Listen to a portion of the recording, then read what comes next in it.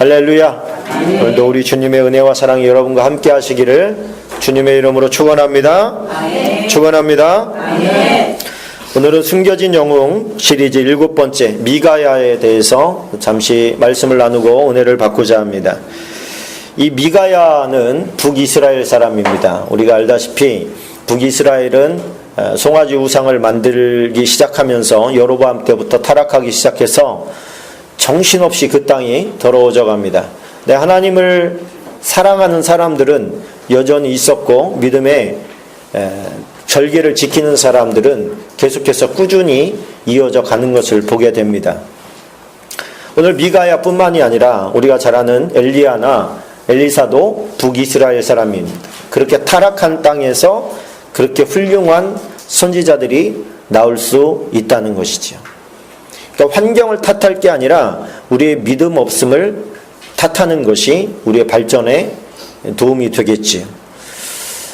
오늘 배경을 좀 우리가 알아야 되는데 그냥 옛날 이야기 듣는다 생각하시고 편하게 들으시면 좋겠습니다. 북이스라엘이 그렇게 타락해 가면서 아합 왕 때 하나님께서는 이 아합에게 엘리야를 보내셔서 엘리야로 하여금 많은 경고를 하게 하십니다. 이렇게 가면 안 됩니다. 돌이켜야 됩니다. 이렇게 가다가는 나라가 멸망하게 될 것입니다. 많이 경고를 하는데 이미 이세벨에게 영향받고 이세벨이 시키는 대로 하는 꼭두각시나 다름없는 아합 왕은 아내의 말에 꼼짝하지 못합니다. 그때 하나님께서는 어떻게 하면 하나님께서 사람의 마음을 조정할 수 없잖아요. 하나님이지만 마음을 조정하지는 않습니다. 우리가 기도할 때 이런 기도를 간혹 합니다. 하나님, 그의 마음을 돌려주셔서 바르게 해주십시오. 그런데 이 기도는 사실 하나님께서 들어주실 수 없는 기도이기도 합니다. 만약에 하나님께서 우리의 마음을 임의대로 바꿔버리신다면 우리는 뭐예요? 오늘 로봇가 되는 거예요. 인격체가 아닌 거예요. 그때부터는. 때로는 억압으로도 징벌로도 채찍으로도 우리의 마음을 돌이키려고 애를 하나님께서도 많이 쓰시지요. 왜 하나님께서 마음을 바꿔버리시든지 아니면 공포심을 심어주든지 그렇게 해서 확 바꾸지 않느냐? 인격체이기 때문에 그렇습니다. 인격체이기 때문에 그 인격이 다칠까봐 하나님이 조심조심 하는 거예요. 어쩔 수 없을 때만 손을 대시는 거예요. 어쩔 수 없을 때만. 그의 영혼을 살리기 위해서. 아합에게도 어떻게 해서든지 그 한 사람이 회심하게 되면 그 나라가 부흥으로 갈 수 있는 아주 좋은 계기가 되잖아요. 왕체제이기 때문에. 그래 하나님께서 어떻게 하면 이 왕의 마음을 하나님께로 향하게 할까 고민을 하셨던 것 같아요. 그때 마침 북쪽에 있는 아람 제국이 쳐들어왔습니다. 이길 수 없는 전쟁입니다. 국력이 비교가 안 됩니다. 아람이 훨씬 더 강력한 나라예요. 아람 왕 베나닷이 쳐들어와서 성 밖에서 잔치를 벌이면서 비아냥거립니다. 야, 성문은 왜 닫고 있냐? 좋은 말로 할 때 열어라. 이러던 차에 하나님께서 선지자를 보내서 아합 왕에게 이렇게 이야기를 합니다. 아합아, 네 전쟁 이길 수 없다는 거 알지? 너 못 이긴다. 너네 와서 도와줄 나라도 없어. 그러나 그러니까 선지자가 내가라고 하는 것은 하나님이시죠. 여호와께서 너에게 승리하게 해주실 거야. 왜 승리하게 해줄 건지 알아? 네가 이길 수 없는 전쟁인데 이긴다면 하나님께서 도우셨기 때문에 이겼다는 것을 깨닫게 하려고 이 전쟁을 이기게 하실 거야. 넌 그러니까 정신 똑바로 차리고 전쟁 이긴 다음에 하나님께 돌아와야 돼. 자, 그렇게 하고 전쟁을 벌입니다. 결과가 어떻게 됐겠어요? 당연히 승리하게 됐습니다. 이길 수 없는 전쟁을 승리하게 된 거예요. 근데 베나닷을 사로잡습니다. 죽여야 되는데 사로잡아요. 왜 사로잡았느냐? 자기의 이름을 떨치려고. 내가 베나닷을 사로잡았다. 이런 광고를 하려고 그를 사로잡아서 사마리아 성을 순회합니다. 내가 사로잡았어. 그런데 그 사로잡을 때에 그 내용이 어떻게 되냐면 숨었어요. 이제 더 이상 피할 곳이 없으니까 베나닷이 굴 속에 숨어 있는데 굴은 좁잖아요, 입구가. 그러니까 입구에만 잘 버티고 있으면 그래도 조금 싸워볼 만한 거예요. 몇 사람 없어도. 몇 대 몇밖에 안 되잖아요. 입구에서 싸워야 되니까. 둘로 진칠 수도 없고. 그때 베나닷이 이 안에 있습니다. 이렇게 얘기했더니 베나닷이 이 안에 있어? 도가내든 쥐잖아요. 그런데 아합 왕이 뭐라고 표현을 하냐면 그는 내 형제라 이렇게 표현을 합니다. 그는 내 형제라. 그게 무슨 형제예요? 원수인데. 자기가 통 큰 사람이다 이런 어떤 이런 뭐라고 그럴까요? 허영을 좀 하고 싶었던 거예요. 그럴 때 그 발을 탁 잡은 거야. 베나닷이. 그러고서 길을 열어라. 그리고 얼른 나와가지고 땅에 팍 부복하면서 베나닷은 당신의 형제입니다. 그러나 절하고 있다는 건 뭐예요? 당신의 하인입니다. 신하입니다. 이렇게 한 거예요. 올라오시오. 그래가지고 자기의 병거에다가 싣고 그 다음에 사마리아로 돌아온 거예요. 그 모습을 보고 그 돌아오면서 뭐라고 하냐면 당신의 선조들의 땅이었던 그 길앗 라못을 내가 돌려드리겠습니다. 그리고 우리 성읍에 그 다마스커스에 거기에 당신을 위한 거리 이름을 만들고 당신을 높여주겠습니다. 이런 기분이 너무 좋은 거야. 그래서 우리 다음에 또 만납시다. 그리고서 살려 보내줘요. 그 모습을 보고 선지자가 와서 아니 하나님께서 당신에게 원수를 갚을 수 있는 기회를 줬는데 당신이 어떻게 그를 살려 보냅니까? 이게 당신이 잘나서 지금 전쟁을 이긴 겁니까? 금방 마음이 바뀐 거야. 그 사람의 생명을 당신과 바꿀 겁니다. 하나님께서 그런 경고를 하십니다. 그리고 이제 왕궁으로 돌아온 거예요. 마음이 어떻겠어요? 답답한 거예요. 답답한 거예요. 그래서 돌려주겠다고 한 길르한 라못은 안 돌려주는 거예요. 그러니까 화가 나는데 다시 전쟁하자고 할 수가 없어. 왜? 다시 전쟁하면 죽을 것 같거든요. 전쟁을 못 하겠는 거예요. 그렇다고 백성들이 다 듣는 가운데 길르앗 라못을 돌려주겠다고 했는데 안 돌려주는데도 가만히 있는 것도 이상하잖아요. 근데 그때쯤 돼가지고 어떤 일이 벌어지냐면 남쪽 유대의 위대한 왕이었던 아사 왕이 죽고 여호사밧 왕이 왕위에 오릅니다. 근데 여호사밧은 하나님께서 인정하시는 아주 훌륭한 왕이었어요. 근데 이 사람의 단점이 하나 있는데 이게 뭐냐면 민족주의자였어요. 철저한 민족주의자인데 그 내심이 약간 있긴 한데 민족주의자예요. 지난주에 우리가 보니까 남가국이 만나서 그렇게 참 북한 사람들이 환영하고 이렇게 하니까 우리는 역시 한민족이구나 이런 생각도 들고 마음이 울컥하고 감동이 되더라고요. 그러나 또 한편으로는 제가 걱정하는 바가 있었습니다. 바로 오늘 장면이에요. 이게 하나님께서 원하시는 화합인가 아닌가를 우리는 캐치해야 돼요. 이것이 만약에 하나님께서 원하시는 화합이라면 우리는 북쪽에 속히 복음을 증거하고 저들을 전도할 수 있는 기회로 삼아야 됩니다. 그런데 하나님께서 원하지 않는 화합이 있어요. 오늘 아합과 여호사밧과 같은 화합입니다. 이 사람은 민족주의자고 주변에는 강대국들이 있고 우리 둘이 힘을 합친다면 우리가 얼마나 얻는 이익이 많겠습니까? 우리도 지금 그런 마음 아닙니까? 우리나라의 경제 성장은 한계점에 왔고 저 북한은 아직도 힘든데 자원이 많아요. 자원이 아주 비싼 자원이 많아요.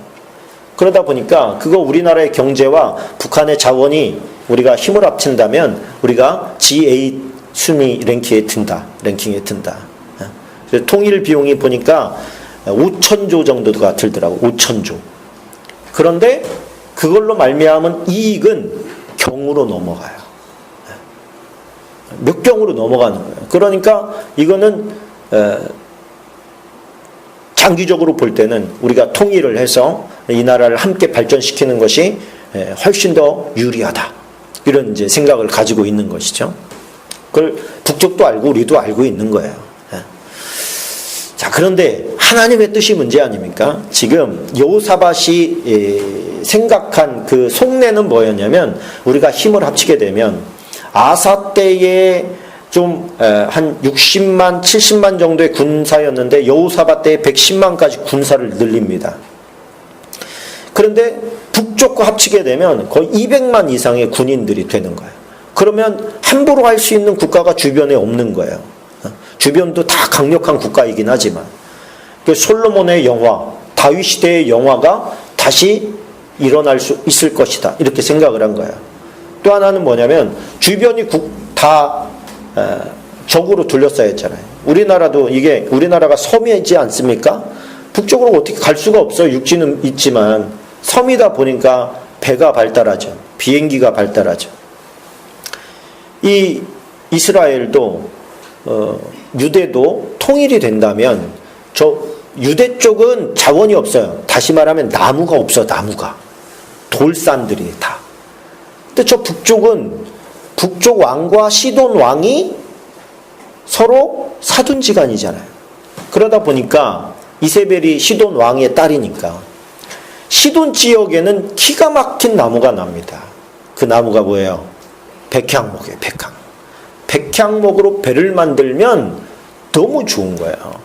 그러니까 저 북쪽에 있는 자원을 우리가 돈을 주더라도 사다가 배를 만들고 그걸로 무역을 한다면 경제가 굉장히 일어날 거다, 이런 생각을 한 거예요. 두 번째는 군사력이고, 이런 계산을 했는데 하나님께서 그거를 기뻐하지 않으신 거예요.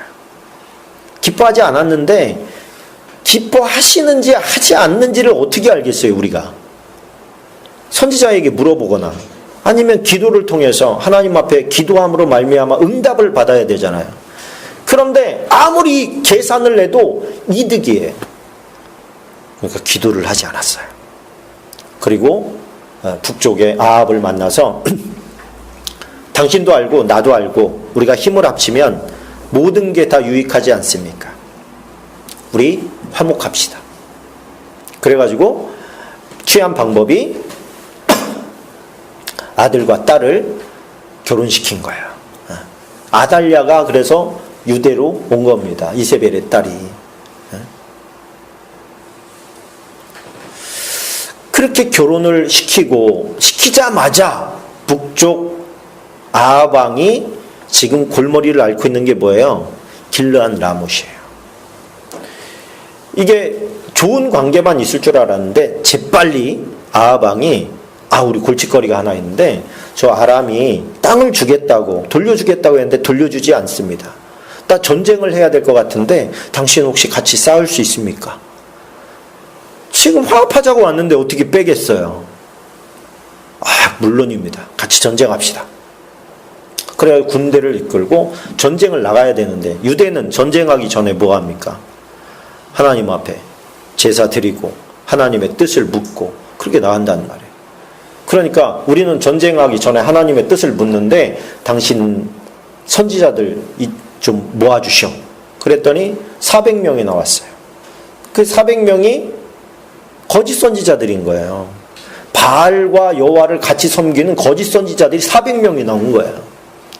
그 400명이 와가지고 뭐라고 얘기를 했냐면, 여호와께서 그 성읍을 왕의 손에 넘기시리이다, 이렇게 막 합장을 하는 거예요. 합장을. 근데 여호사밧은, 이 사람은 신앙심이 굉장히 깊었던 사람입니다.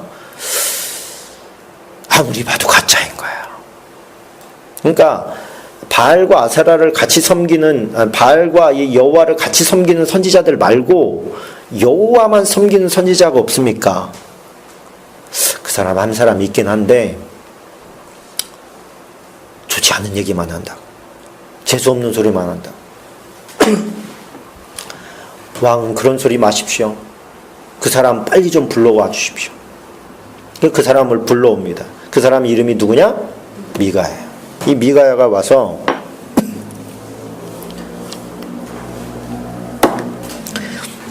미가야를 부르러 간 사람이 미가야한테 이런 청탁을 합니다. 미가야야, 너 이번엔 재수없는 소리 하지 마라. 지금 분위기 좋다. 너 들어가가지고 흙탕물 끼치지 말고 좋은 얘기로 마무리하자. 근데 미가야가 나는 여호와께 받은 메시지만 전한다. 그러고 갔는 거예요. 가서 왕의 얼굴을 딱 보니까 벌써 왕이 자기를 거부하고 있는 게 보여. 야, 미가야야, 이번 전쟁 어떻게 되겠냐? 올라가십시오. 승리할 겁니다. 그리고 또 비꼬지요. 서로가 비꼬는 거예요. 그랬더니 야, 너 여호와의 이름으로 말해. 어떻게 돼? 이렇게 물어봤더니 여호와의 이름이 걸렸을 때는 또 달라지는 거예요.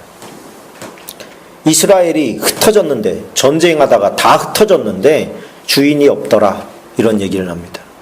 그 얘기는 무슨 얘기예요? 왕이 죽는다는 얘기예요. 거봐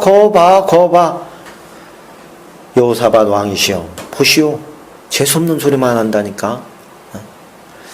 자, 그러면 여호사밧은 어떻게 했어야 될 것 같아요? 그 얘기를 듣고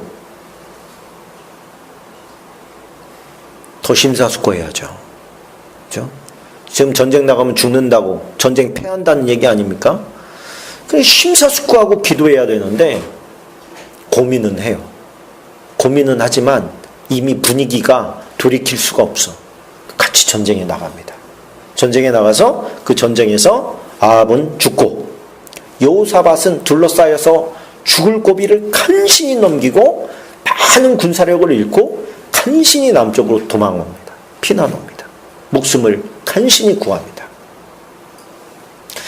그 와중에서 지금 핵심적으로 드러난 사람이 이 미가야라는 사람이에요. 이 미가야의 말이 없었다면 지금 하나님의 뜻을 뭔지 우리가 여호사밧처럼 모든 게 봤을 때 안 할 이유가 없는데 왜 안 해요? 이렇게 될 수 있는 것, 우리는 이성의 한계 가운데서 생각을 하면서 그렇게 계산을 합니다. 하나님의 뜻은 그게 아닌데 내 계산에 이게 분명히 될 거면 하고 말아요. 저질러 버리는 거예요. 그러면 우리가 물어야 될 게 이게 하나님이 원하시는 거냐, 하나님이 기뻐하시는 거냐, 기뻐하지 않는 거냐, 이거부터 질문이 들어가야 되는데, 내가 이걸 하니 하나님 도와주십시오, 이렇게 하나님을 끌고 가려고 하는 모순에 빠지게 된다는 거예요. 우리가 먼저 해야 될 게 뭡니까? 하나님, 이 결혼 해야 할까요? 말아야 될까요? 이렇게 할 때는 이런 유익이 있고 안 할 이유가 없는데 이럴 때 어떻게 해야 됩니까? 하나님께 물어봐야죠. 선지자가 있잖아요. 지금 남쪽에도 있어요. 지금 훌륭한 선지자들이. 근데 물어보지 않아요. 왜? 이미 결정을 내렸기 때문에. 여러분, 사람이 지금 아합 왕은 뭐예요? 재수없는 소리 듣기 싫어하잖아요. 그죠? 내가 원하지 않는 메시지는 하지 말라고, 이 얘기예요. 내가 듣고 싶어하는 얘기를 좀 하라고, 이거 아니겠습니까? 내가 듣고 싶어하는 얘기를 해주면 다 편합니다. 그렇죠? 미가야도 지금 잠깐 그거 해준 거예요. 너 그 얘기, 네가 원하는 얘기를 듣고 싶어? 그거 해줄 수 있어. 그거 해주는 거야. 그러나 그게 진실은 아닌 거죠. 지금 이 시대 가운데 있는 많은 저를 비롯해서 우리 모두의 문제점이 뭐냐면 내가 듣고 싶어하는 메시지만 듣고자 한다는 거예요. 내가 듣기 싫어하는 것은 거부해버려요. 어떤 목사님의 메시지가 강력하다 그러면 안 듣고 싶은 거예요. 막 마음에 부담을 주는 설교들 안 듣고 싶은 거예요. 여러분, 400명이 와서 여호와의 이름으로 승리를 줄 거라고 그래요. 그러면 여러분, 미가야가 없었다면 진짜 하나님의 뜻은 어떻게 알죠? 방법이 없죠. 방법이 없어요. 그래서 우리가 해야 될 게 뭐예요? 우리 자신이 미가야가 돼야 된다는 거예요. 아멘? 우리 자신이 미가야가 되면 다른 사람 말에 속을 필요가 없어요. 딱 봐도 400대 1이잖아. 400대 1인데 어떤 생각할 때 누가 맞다고 생각하겠어요? 다수결의 원칙이 지배하지 않습니까? 내가 아니라고 생각해도 나머지가 다 맞다고 하면 괜히 나도 내가 틀린 건가? 이런 생각을 하게 돼 있어요. 근데 우리가 흔들리지 않는 요인이 뭐가 있습니까? 하나님의 말씀을 분명히 듣는 거예요. 하나님의 뜻을 분명히 아는 거예요. 그러면 숫자에 흔들리지 않아요. 이 시대에 얼마나 많은 목사님들이 있습니까? 저를 비롯해서 성도들이 듣기 원하는 메시지만 하기가 너무 쉬워요. 제가 여러분 반드시 하나님께서 주시는 복을 받으시기 바랍니다. 그럼 아멘이 나와. 막 이렇게. 여러분들 혹시 여러분들 죄 지을 때는 여러분들의 사고가 터지든지 암이 나가지고 여러분들 그 길에서 돌아설 수 있기를 축원합니다. 그러면 별로 아멘이 안 나와. 그런 방법 말고요. 좀. 하나님께서 뭐라고 해요? 내가 사람 막대기와 인생 채찍으로 그를 바로잡는데, 그가 타락했을 때 내가 버리지는 않겠다. 그러나 내가 사람 막대기와 인생 채찍으로 그를 바로잡겠다. 이게 은혜 아닙니까? 은혜. 근데 미가야가 되지 않으면 다른 사람들의 말에 휘둘릴 수밖에 없어요. 그게 인간입니다.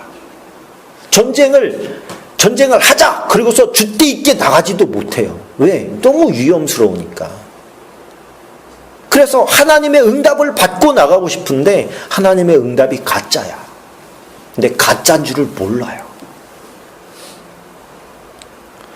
그래서 저와 여러분이 지금 하나님의 뜻을 알고 하나님의 의도를 파악할 수 있는 실력이 우리에게 있어야 되는데, 그 실력을 갈고 닦을 수 있는 게 하나님의 말씀 아닙니까?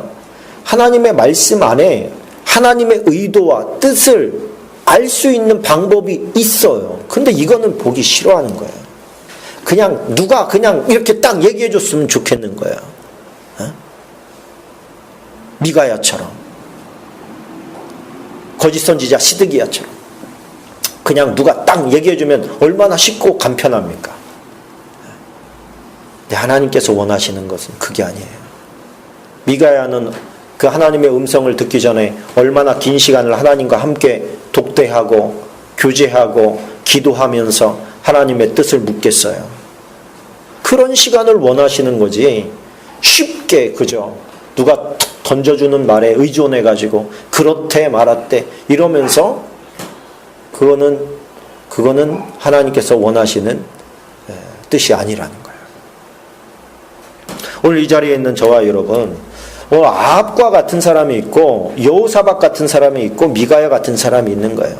또 권력에 빌붙어서 유익이나 얻으려고 하는 시드기야 거짓 선지자 같은 사람들이 있는 곳이고, 그렇다면 저와 여러분에게 원하는 것은 하나님께서 원하신 건 딱 하나입니다. 어떤 목회자의 설교나 이런 거에 휘둘릴 필요도 없어요. 그것도 우리가 원하는 메시지, 내가 딱 듣고 싶었던 메시지 나오면 은혜 받았다 그러고, 저 목사님 설교 너무 좋다 그러고. 그렇지 않은 목회자, 내 마음속에 나를 부담스럽게 하고 은혜도 잘 못 끼치는 것 같고 말도 어물하고 그러면 그 목사님 참 기도 더 해야 되겠더만, 이렇게 해버린다면 이미 하나님께 어떤 받은 메시지의 중심을 놓쳐버리는 거예요. 여러분, 축복 너무 좋아하지 말고 하나님 앞에 바로 설 수 있는 저와 여러분 되시기를 축원합니다. 하나님과의 관계가 좋은 게 축복이에요. 그 자체가 축복이에요. 나 하나님과 관계가 좋아서 하나님이 주시는 복 많이 받을 거야. 이렇게 하지 마시고 그냥 하나님과의 관계가 좋은 게 그게 복인 거죠. 여호와는 나의 목자시니 목자가 되면 부족함이 없는 거지. 양이 우리의 막 먹을 것 산더미처럼 쌓이게 해주세요. 이런 요청할 필요가 없잖아요.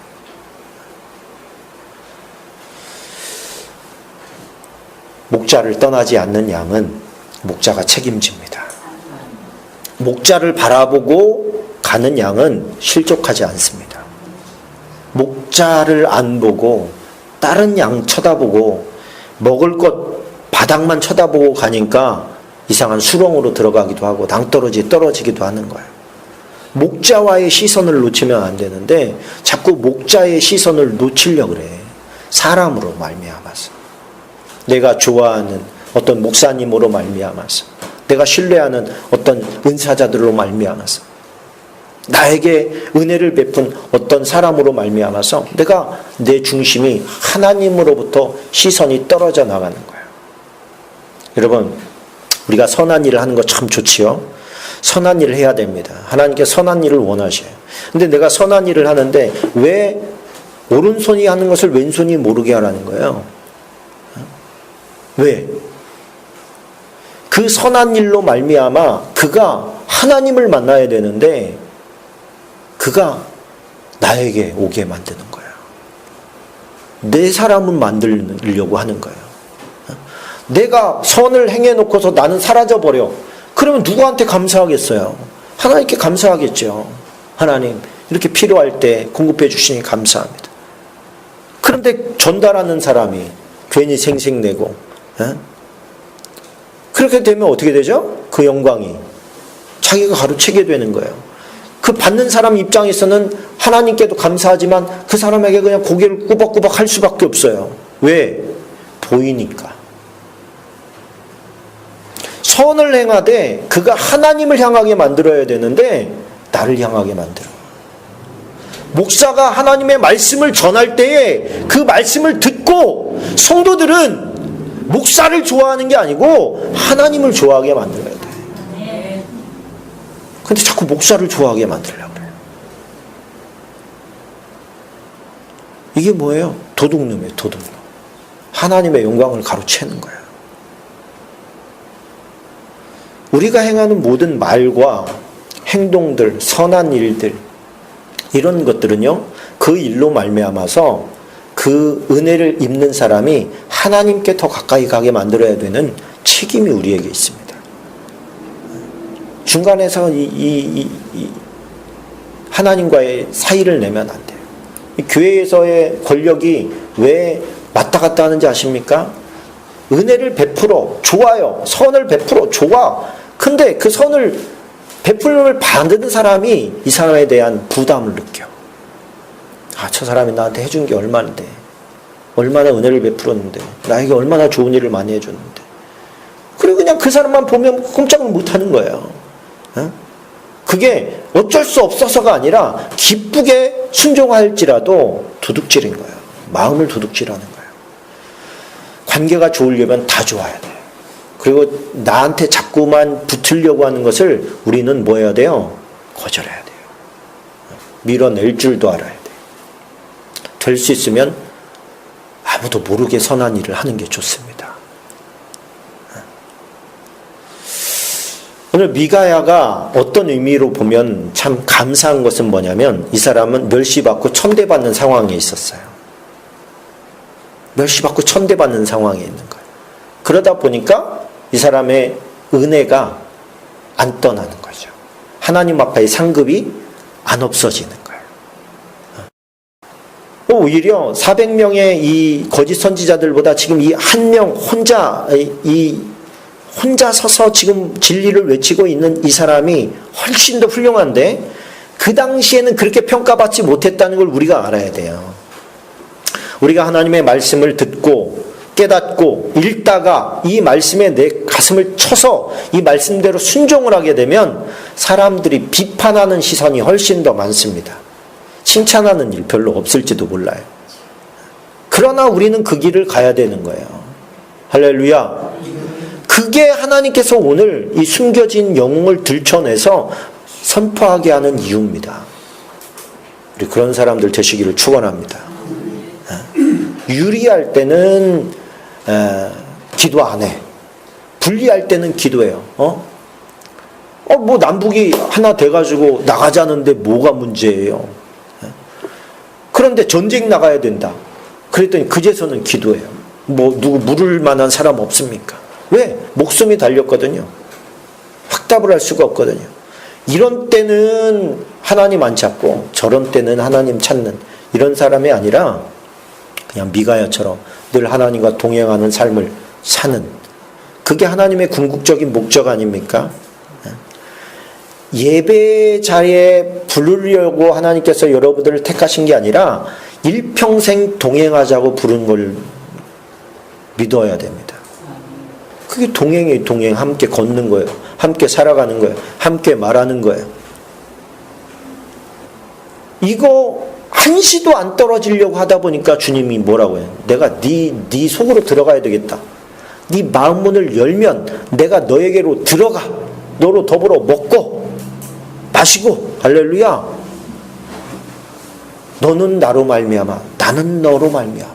이게 뭐예요? 온전한 하나가 되겠다는 거예요. 그게 주님의 목적입니다. 우리가 필요할 때만 하나님을 소환하려고 하지 마세요. 하나님을 부르려고 하지 마세요. 늘 24시간 하나님과 동행하려고 애쓰시는 저와 여러분들 되시기를 주님의 이름으로 축원합니다. 우리 이 시간에 함께 조용히 기도하겠습니다. 하나님, 나의 모습이 유리할 때만 하나님 부르고 찾고 도움이 필요할 때만 부르는 사람이 아니라 늘 이러나 저러나 하나님과 동행하는 미가야 같은 그런 살기를 원합니다. 사람들은 알아주지 않고 인정도 않을지 모르지만 하나님께서는 인정하시는 진리의 사람 되기를 원합니다.